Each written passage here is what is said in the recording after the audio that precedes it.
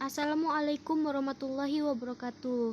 Kami dari kelompok 10 mengadakan presentasi yang beranggotakan 3 orang. Yang pertama Vira Amalia Iranda, yang kedua Deaninda Pradipta, dan yang ketiga Yasmi.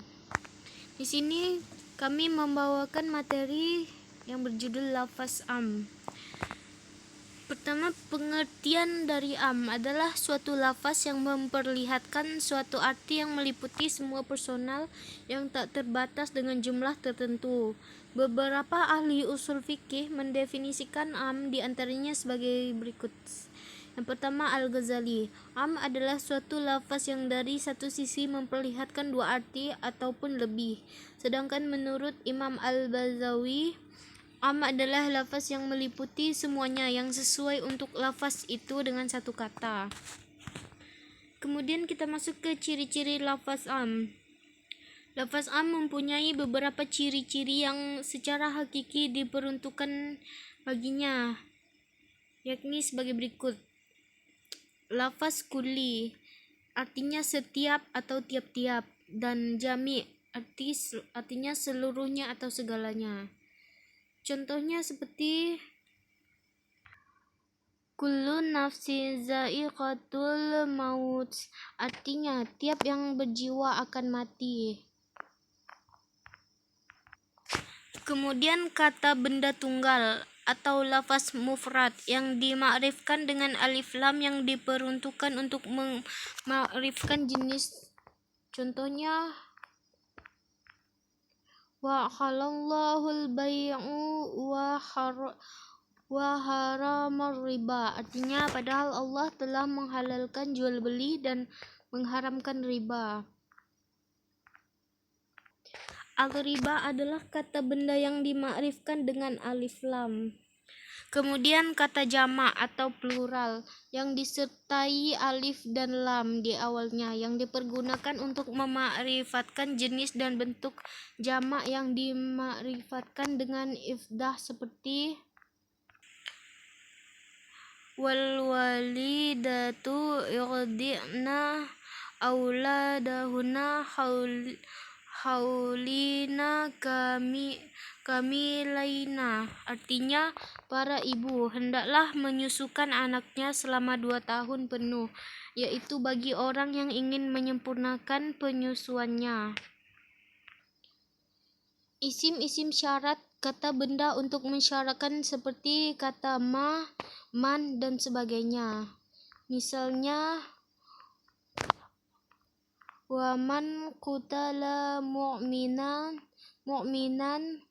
khata'an futahriru raqibati mu'minati wadiyatu musalamati ila ahlihi ila an yasadaku, artinya dan barang siapa membunuh seorang mukmin karena tersalah, hendaklah ia memerdekakan seorang hamba sahaya yang beriman serta membayar diat yang diserahkan kepada keluarganya si terbunuh itu, kecuali jika mereka keluarganya terbunuh atau bersedekah. Surah An-Nisa ayat 92. Kemudian isim nakirah dalam susunan kalimat nafi atau negatif. Nahi atau larangan atau syarat seperti la junah dalam ayat berikut.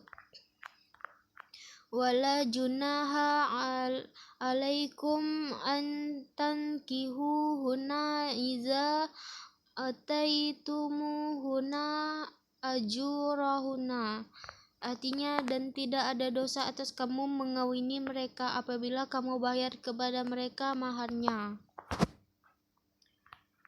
Kemudian macam-macam lafaz am.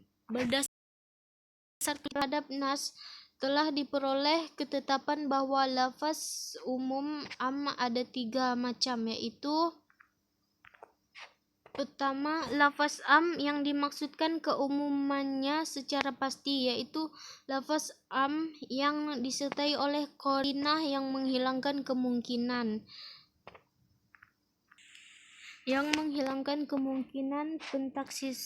pentakhisannya, seperti lafaz yang umum pada firman Allah Subhanahu wa taala. Wa ma man dabba fil ardi illa 'ala Allahi rizqiha. Yang artinya, dan tidak ada suatu binatang melata pun di bumi ini melainkan Allah lah yang memberi rizkinya. Quran surah Hud ayat 6.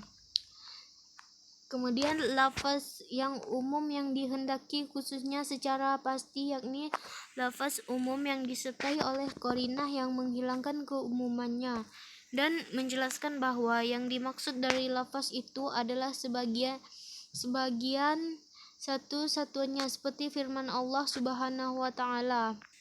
Wallahu 'alan nasi hajjal bait. Artinya, dan mengerjakan haji adalah kewajiban manusia terhadap Allah. Quran surah Ali Imran ayat 97.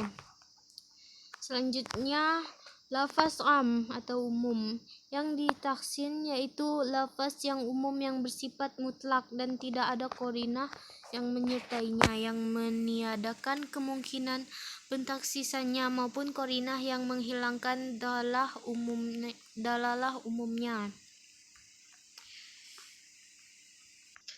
Dalalah lafaz am.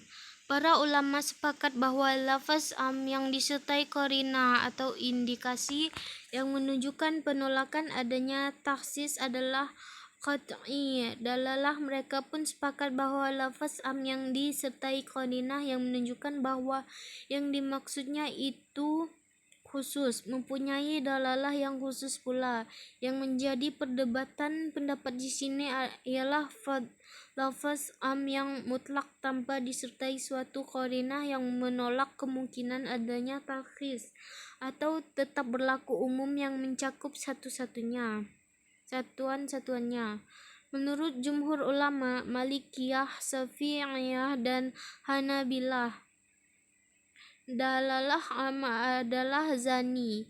Mereka beralasan di dalalah am ini termasuk dalalah zahir yang mempunyai kemungkinan ditaksis, dan kemungkinan ini pada lafaz am banyak sekali. Selama kemungkinannya tetap ada, maka tidak dapat dibenarkan menyatakan bahwa dalalah qat'i. Para ulama sepakat bahwa lafaz am yang disertai qarinah atau indikasi yang menunjukkan penolakan adanya takhsis adalah qat'i dalalah. Mereka pun sepakat bahwa lafaz am yang disertai qarinah yang menunjukkan bahwa yang dimaksudnya itu khusus mempunyai dalalah yang khusus pula. Yang menjadi perdebatan pendapat di sini ialah lafaz am yang mutlak tanpa disertai suatu qarinah yang menolak kemungkinan adanya taksis, atau tetap berlaku umum yang mencakup satuannya. Baik, itu saja pembahasan dari kelompok 10. Kurang dan lebihnya mohon dimaafkan. Saya akhiri, wabillahi taufiq wal hidayah. Wassalamualaikum warahmatullahi wabarakatuh.